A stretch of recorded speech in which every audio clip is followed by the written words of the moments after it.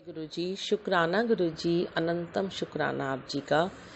आपके सामने बैठकर शिव पुराण आपको सुनाना और आपके द्वारा संगत तक इस शिव पुराण को भेजना, ये तो मैंने कभी सोचा नहीं था गुरुजी कि आप मुझसे ऐसी भी सेवा कोई लेंगे। मैं बहुत शुक्रगुजार हूँ आपकी, जो इस सेवा के आपने मुझे काबिल समझा। ओम नमो शिवाय, शिव जी सदा सहाय। ओम नमो शिवाय, गुरु जी सदा सहाय। जय गुरु जी, भाई गुरु जी। ओम नमो शिवाय, शुक्राना गुरु जी। अगला अध्याय शुरू। भगवान शिव की ब्रह्मा आदि पंच मूर्तियों, ईशान आदि ब्रह्म मूर्तियों तथा पृथ्वी एवं शर्व आदि अष्टमूर्तियों का परिचय और उनकी सर्वव्यापकता का वर्णन। उपमन्यु कहते हैं, श्री कृष्ण महेश्वर परमात्मा शिव की मूर्तियों से ये संपूर्ण चराचर जगत किस प्रकार व्याप्त है, ये सुनो। ब्रह्मा, विष्णु, रुद्र, महेशान तथा सदाशिव, ये उन परमेश्वर की 5 मूर्तियां जाननी चाहिए जिनसे यह संपूर्ण विश्व विस्तार को प्राप्त हुआ है। इनके सिवा और भी उनके 5 शरीर हैं जिन्हें पंच ब्रह्मा मंत्र कहते हैं। इस जगत में कोई भी ऐसी वस्तु नहीं है जो उन मूर्तियों से व्याप्त ना हो। ईशान पुरुष, अघोर, वामदेव और सद्धोजात, ये महादेव जी की विख्यात 5 ब्रह्म मूर्तियां हैं। इनमें जो ईशान नामक उनकी आदि श्रेष्ठतम मूर्ति है, वह प्रकृति के साक्षात भोक्ता क्षेत्र को व्याप्त करके स्थित है। मूर्तिमान प्रभु शिव की जो तत्पुरुष नामक मूर्ति है, वह गुणों के आश्रय रूप भोग्य अव्यक्त प्रकृति में अधिष्ठित है। पिनाक पाणी महेश्वर की जो अत्यंत पूजित अघोर नामक मूर्ति है, वह धर्म आदि 8 अंगों से युक्त बुद्धि तत्व को अपना अधिष्ठान बनाती है। विधाता महादेव की वामदेव नामक मूर्ति को आगम वेत्ता विद्वान अहंकार की अधिष्ठात्री बताते हैं। बुद्धिमान पुरुष अमित तेजस्वी शिव की सद्दोजात नामक मूर्ति को मन की अधिष्ठात्री कहते हैं। विद्वान पुरुष भगवान शिव की ईशान नामक मूर्ति को श्रवणेन्द्रिय, वाणी, शब्द और व्यापक आकाश तत्व की स्वामिनी मानते हैं। पुराणों के अर्थ ज्ञान में निपुण समस्त विद्वानों ने महेश्वर के तत्पुरुष नामक विग्रह को त्वचा, हाथ, स्पर्श और वायु तत्व का स्वामी समझा है। मनीषी मुनि शिव की अघोर नामक मूर्ति को नेत्र, पैर, रूप और अग्नि तत्व की अधिष्ठात्री बताते हैं। भगवान शिव के चरणों में अनुराग रखने वाले महात्मा पुरुष उनकी वामदेव नामक मूर्ति को रसना, वायु, पायु, रस और जल तत्व की स्वामिनी समझते हैं तथा सद्धोजात नामक मूर्ति को विघ्राण इंद्रिय, उपस्थ, गंध और पृथ्वी तत्व की अधिष्ठात्री कहते हैं। महादेव जी की ये 5 मूर्तियां कल्याण की एकमात्र हेतु हैं। कल्याणकामी पुरुषों को इनकी सदा ही यत्न पूर्वक वंदना करनी चाहिए। उन देव अधिदेव महादेव जी की जो 8 मूर्तियां हैं, तत्स्वरूप ही यह जगत है। उन 8 मूर्तियों में ये विश्व उसी प्रकार ओतप्रोत भाव से स्थित है जैसे सूत में मन के पिरोए होते हैं। शर्व, भव, रुद्र, उग्र, भीम, पशुपति, ईशान तथा महादेव, ये शिव की विख्यात 8 मूर्तियां हैं। महेश्वर की इन शर्व आदि 8 मूर्तियों से क्रमशः भूमि, जल, अग्नि, वायु, क्षेत्रज्ञ, सूर्य और चंद्रमा अधिष्ठित होते हैं। उनकी पृथ्वीमयी मूर्ति संपूर्ण चराचर जगत को धारण करती है। उसके अधिष्ठाता का नाम शर्व है, इसलिए वह शिव की शार्वी मूर्ति कहलाती है। यही शास्त्र का निर्णय है। उनकी जलमयी मूर्ति समस्त जगत के लिए जीवनदायिनी है। जल परमात्मा भव की मूर्ति है, इसलिए उसे भावी कहते हैं। शिव की तेजोमय शुभ मूर्ति विश्व के बाहर भीतर व्याप्त होकर स्थित है। उस घोर रूपिणी मूर्ति का नाम रुद्र है, इसलिए वह रौद्री कहलाती है। भगवान शिव वायु रूप से स्वयं गतिशील होते और इस जगत को गतिशील बनाते हैं, साथ ही वे इसका भरण पोषण भी करते हैं। वायु भगवान उग्र की मूर्ति है, इसलिए साधु पुरुष इसे औग्री कहते हैं। भगवान भीम की आकाश रूपिणी मूर्ति सबको अवकाश देने वाली, सर्वव्यापिनी तथा भूत समुदाय की भेदिका है। वह भीम नाम से प्रसिद्ध है, अतः इसे भैमी मूर्ति भी कहते हैं। संपूर्ण नेत्रों में निवास करने वाली तथा संपूर्ण आत्माओं की अधिष्ठात्री शिव मूर्ति को पशुपति मूर्ति समझना चाहिए। वह पशुओं के पाशों का उच्छेद करने वाली है। महेश्वर की जो ईशान नामक मूर्ति है, वही दिवाकर सूर्य नाम धारण करके संपूर्ण जगत को प्रकाशित करती हुई आकाश में विचरती है, जिनकी किरणों में अमृत भरा है और जो संपूर्ण विश्व को उस अमृत से आप्यायित करते हैं। वे चंद्रदेव भगवान शिव के महादेव नामक विग्रह हैं। अतः उन्हें महादेव मूर्ति कहते हैं। यह जो 8वीं मूर्ति है वह परमात्मा शिव का साक्षात स्वरूप है तथा अन्य सब मूर्तियों में व्यापक है। इसलिए यह संपूर्ण विश्व शिव रूप ही है। जैसे वृक्ष की जड़ सींचने से उसकी शाखाएं पुष्ट होती हैं, उसी प्रकार भगवान शिव की पूजा से उनके स्वरूप भूत जगत का पोषण होता है। इसलिए सबको अभय दान देना, सब पर अनुग्रह करना और सबका उपकार करना ये शिव का आराधन माना गया है। जैसे इस जगत में अपने पुत्र पौत्र आदि के प्रसन्न रहने से पिता पितामह आदि को प्रसन्नता होती है, उसी प्रकार संपूर्ण जगत की प्रसन्नता से भगवान शंकर प्रसन्न होते हैं। यदि किसी भी देहधारी को दंड दिया जाता है तो उसके द्वारा अष्टमूर्तिधारी शिव का ही अनिष्ट किया जाता है, इसमें संशय नहीं है। 8 मूर्तियों के संपूर्ण रूप में संपूर्ण विश्व को व्याप्त करके स्थित हुए भगवान शिव का तुम सब प्रकार से भजन करो, क्योंकि रुद्रदेव सबके परम कारण हैं। शिव और शिवा की विभूतियों का वर्णन। श्री कृष्ण ने पूछा, भगवान अमित तेजस्वी भगवान शिव की मूर्तियों ने इस संपूर्ण जगत को जिस प्रकार व्याप्त कर रखा है वह सब मैंने सुना।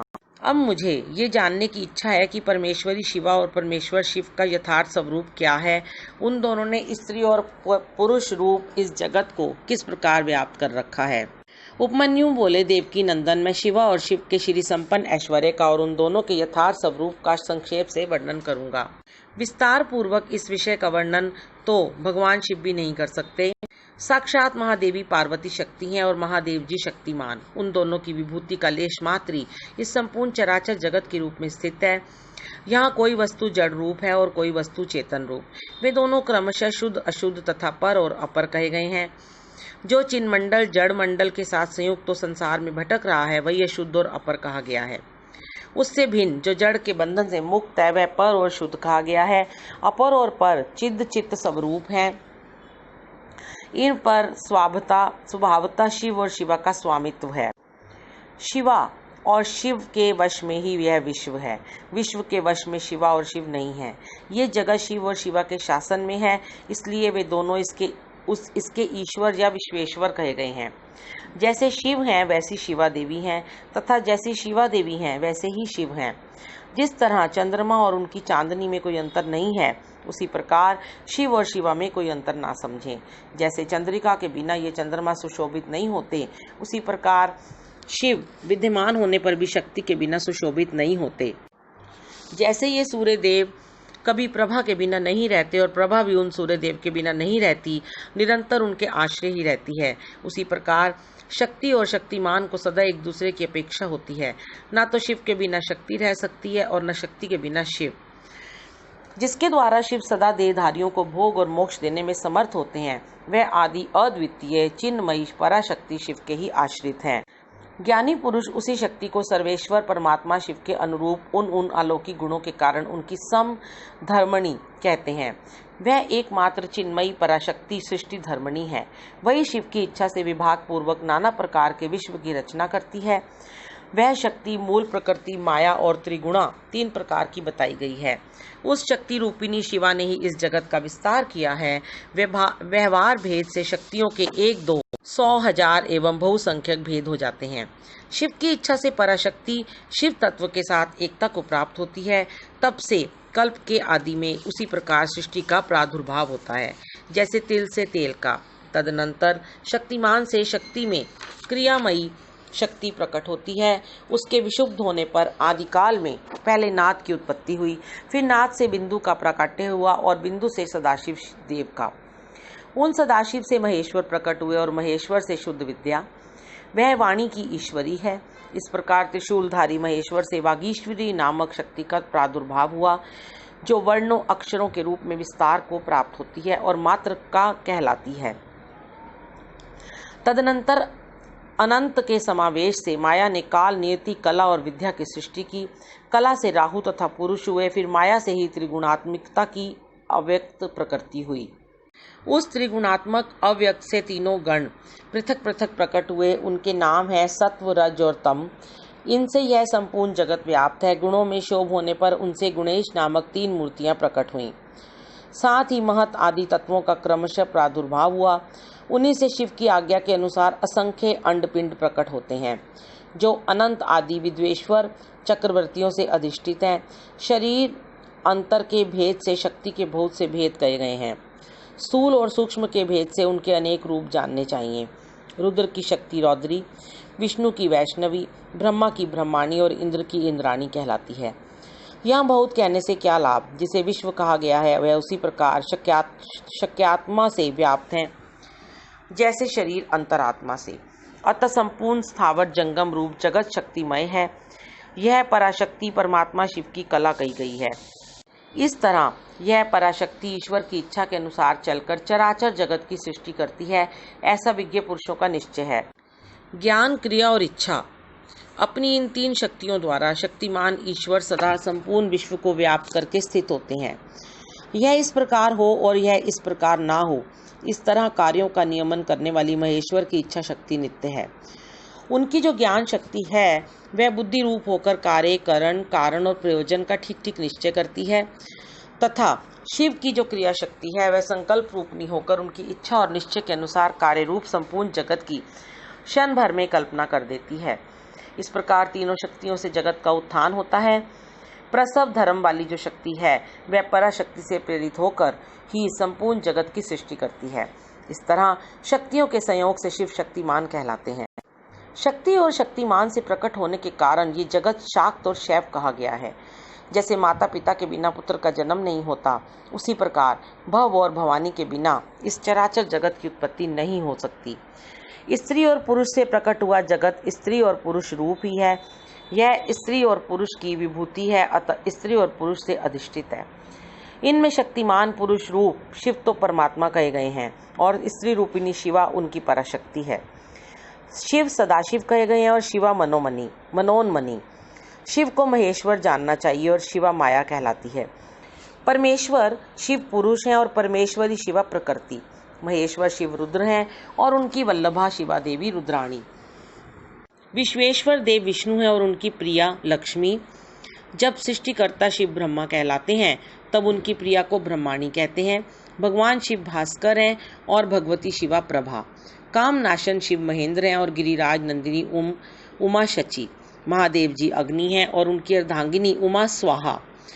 भगवान त्रिलोचन यम है और गिरिराज नंदिनी उमा यम प्रिया। भगवान शंकर निर्कृति हैं और पार्वती नैकृति। भगवान रुद्र वरुण है और पार्वती वारुणी। चंद्रशेखर शिव वायु हैं और पार्वती वायु प्रिया। शिव यक्ष हैं और पार्वती रिद्धि। चंद्र अर्धशेखर शिव चंद्रमा है और रुद्र वल्लभा उमा रोहिणी। परमेश्वर शिव ईशान है और परमेश्वरी शिवा उनकी पत्नी। नागराज अनंत को वलय रूप में धारण करने वाले भगवान शंकर अनंत है और उनकी वल्लभा शिवा अनंता। काल शत्रु शिव काल अग्नि रुद्र हैं और काली कालांतक प्रिया हैं। जिनका दूसरा नाम पुरुष है, ऐसे स्वयंभू मनु के रूप में साक्षात शंभु ही हैं और शिव प्रिया उमा शत्रुपा हैं। साक्षात महादेव दक्ष हैं और परमेश्वरी पार्वती प्रसूति। भगवान भव रुचि हैं और भवानी को ही विद्वान पुरुष आकुति कहते हैं। महादेव जी भृगु हैं और पार्वती ख्याति। भगवान रुद्र मरीचि हैं और शिव वल्लभा संभूति। भगवान गंगाधर अंगिरा हैं और साक्षात उमा स्मृति। चंद्रमौली पुल सत्य हैं और पार्वती प्रीति। त्रिपुर नाशक शिव पुला हैं और पार्वती उनकी प्रिया हैं। यज्ञ विध्वंसी शिव क्रतु कहे गए हैं और उनकी प्रिया पार्वती सनंती। भगवान शिव अत्रि हैं और साक्षात उमा अनुसुईया। कालहंता शिव कश्यप हैं और महेश्वरी उमा देव माता अदिति। कामनाशन शिव वशिष्ठ हैं और साक्षात देवी पार्वती अरुंधति। भगवान शंकर ही संसार के सारे पुरुष हैं और महेश्वरी शिवा ही संपूर्ण स्त्रियां, अतः सभी स्त्री पुरुष उनकी विभूतियां हैं। भगवान शिव विषयी हैं और परमेश्वरी उमा विषय। जो कुछ सुनने में आता है वे सब उमा का रूप है और श्रोता साक्षात भगवान शंकर हैं। जिसके विषय में प्रश्न या जिज्ञासा होती है उस समस्त वस्तु समुदाय का रूप शंकर वल्लभा शिवा स्वयं धारण करती हैं, तथा पूछने वाला जो पुरुष है वह बाल चंद्रशेखर विश्वात्मा शिव रूप ही है। भव वल्लभा उमा ही दृष्ट वय वस्तुओं का रूप धारण करती हैं और दृष्टा पुरुष के रूप में शशि खंड मौली भगवान विश्वनाथ ही सब कुछ देखते हैं। संपूर्ण रस की राशि महादेवी हैं और उस रस का स्वादन करने वाले मंगलमय महादेव हैं। प्रेम समूह पार्वती हैं और प्रियतम विश्वभोजी शिव हैं। देवी महेश्वरी सदा मंतव्य वस्तुओं का स्वरूप धारण करती हैं और विश्वात्मा महेश्वर महादेव उन वस्तुओं के मनता मनन करने वाले हैं। भव वल्लभा पार्वती बौद्धवय जानने योग्य वस्तुओं का स्वरूप धारण करती हैं और शिशु शशि शेखर भगवान महादेव ही उन वस्तुओं के ज्ञाता हैं। समर्थशाली भगवान पिनाकी संपूर्ण प्राणियों के प्राण हैं और सबके प्राणों की स्थिति जल रूपिणी माता पार्वती हैं। त्रिपुरांतक पशुपति ही प्राण वल्लभा पार्वती देवी जब क्षेत्र का स्वरूप धारण करती हैं, तब काल के भी काल भगवान महाकाल क्षेत्रज्ञ रूप में स्थित होते हैं। शूलधारी महादेव जी दिन हैं तो शूल पाणी प्रिया पार्वती रात्रि, कल्याणकारी महादेव जी आकाश हैं और शंकर प्रिया पार्वती पृथ्वी। भगवान महेश्वर समुद्र हैं तो गिरिराज कन्या शिवा उसकी तटभूमि है। वृषभ ध्वज महादेव वृक्ष हैं तो विश्वेश्वर प्रिया उमा उस पर फैलने वाली लता है। भगवान त्रिपुरनाशक महादेव संपूर्ण पुल्लिंग रूप को स्वयं धारण करते हैं और महादेव मनोरमा देवी शिवा सारा स्त्रीलिंग रूप धारण करती हैं। शिव वल्लभा शिवा समस्त शब्द जाल का रूप धारण करती हैं और बालेंदु शेखर शिव संपूर्ण अर्थ का। जिस जिस पदार्थ की जो शक्ति कही गई है वह शक्ति तो विश्वेश्वरी देवी शिवा हैं और वह सारा पदार्थ साक्षात महेश्वर हैं, जो सबसे परे हैं, जो पवित्र हैं, जो पुण्यमय हैं तथा जो मंगल रूप हैं। उस वस्तु को महाभाग महात्माओं ने उन्हीं दोनों शिव पार्वती के तेज से विस्तार को प्राप्त हुई बताया है। जैसे जलते हुए दीपक की शिखा समूचे घर को प्रकाशित करती है, उसी प्रकार शिव पार्वती का ही ये तेज व्याप्त होकर संपूर्ण जगत को प्रकाश दे रहा है। ये दोनों शिवा और शिव स्वरूप हैं, सर्वरूप हैं, सबका कल्याण करने वाले हैं, अतः सदा ही इन दोनों का पूजन नमन एवं चिंतन करना चाहिए। श्री कृष्ण, आज मैंने तुम्हारे समक्ष अपनी बुद्धि के अनुसार परमेश्वर शिवा और शिव के यथार्थ स्वरूप का वर्णन किया है, परंतु इयत्तापूर्वक नहीं, अर्थात इस वर्णन से ये नहीं मान लेना चाहिए कि इन दोनों के यथार्थ रूप का पूर्णतः वर्णन हो गया, क्योंकि इनके स्वरूप की इयत्ता सीमा नहीं है, जो समस्त महापुरुषों के भी मन की सीमा से परे है। परमेश्वर शिव और शिवा के उस यथार्थ स्वरूप का वर्णन कैसे किया जाता है जिन्होंने अपने चित्त को महेश्वर के चरणों में अर्पित कर दिया है तथा जो उनके अनन्य भक्त हैं, उनके ही मन में वे आते हैं और उन्हीं की बुद्धि में आरूढ़ होते हैं, दूसरों की बुद्धि में वे आरूढ़ नहीं होते। यहाँ मैंने जिस विभूति का वर्णन किया है वह प्रकृत है, इसलिए अपरा मानी गई है। इससे भिन्न जो अप्रकृत एवं परा विभूति है वह गुहा है। उनके गुहा रहस्य को जानने वाले पुरुष ही उन्हें जानते हैं। परमेश्वर की ये अप्रकृत परा विभूति वह है जहाँ से मन और इंद्रियों सहित वाणी लौट आती है। परमेश्वर की वही विभूति यहाँ परम धाम है, वही यहाँ परम गति है और वही यहाँ पराकाष्ठा है। जो अपने श्वास और इंद्रियों पर विजय पा चुके हैं वे योगी जन ही इसे पाने का प्रयत्न करते हैं। शिवा और शिव की ये विभूति संसार रूपी विषधर सर्प के डसने से मृत्यु के अधीन हुए मानवों के लिए संजीवनी औषधि है। इसे जानने वाला पुरुष किसी से भी भयभीत नहीं होता। जो इस परा और अपरा विभूति को ठीक ठीक जान लेता है वह अपरा विभूति को लांघ कर परा विभूति का अनुभव करने लगता है। श्री कृष्ण, ये तुमसे परमात्मा शिव और पार्वती के यथार्थ स्वरूप का गोपनीय होने पर भी वर्णन किया गया है, क्योंकि तुम भगवान शिव की भक्ति के योग्य हो।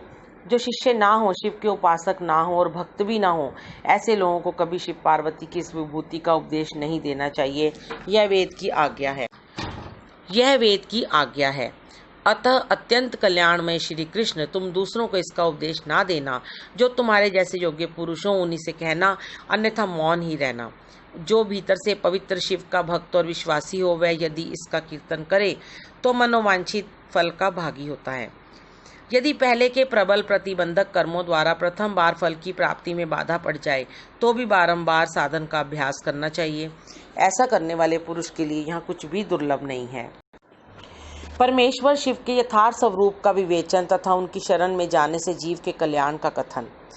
उपमन्यु कहते हैं, यदुनंदन, ये चराचर जगत देव अधिदेव महादेव जी का स्वरूप है, परंतु पशु जीव भारी पाश से बंधे होने के कारण जगत को इस रूप में नहीं जानते।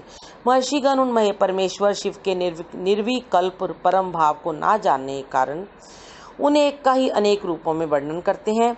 कोई उस परम तत्व को अपर ब्रह्म रूप कहते हैं, कोई पर ब्रह्म रूप बताते हैं और कोई आदि अंत से रहित उत्कृष्ट महादेव स्वरूप कहते हैं। पंच महाभूत इंद्रिय अंतःकरण तथा प्रकृत विषय रूप जड़ को तत्व को अपर ब्रह्मा कहा गया है। इससे भिन्न समष्टि चैतन्य का नाम पर ब्रह्मा है। बृहत और व्यापक होने के कारण उसे ब्रह्मा कहते हैं। प्रभो, वेदों एवं ब्रह्मा जी के अधिपति पर ब्रह्मा परमात्मा शिव के वे पर और अपर दो रूप हैं। कुछ लोग महेश्वर शिव को विद्या विद्या स्वरूपी कहते हैं। इनमें विद्या चेतना है और अविद्या अचेतना।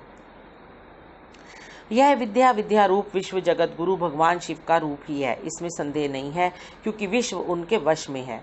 भ्रांति विद्या तथा पराविद्या या परम तत्व, ये शिव के तीन उत्कृष्ट रूप माने गए हैं। पदार्थों के विषय में जो अनेक प्रकार की असत्य धारणाएं उन्हें भ्रांति कहते हैं। यथार्थ धारणा या ज्ञान का नाम विद्या है तथा जो विकल्प रहित परम ज्ञान है उसे परम तत्व कहते हैं।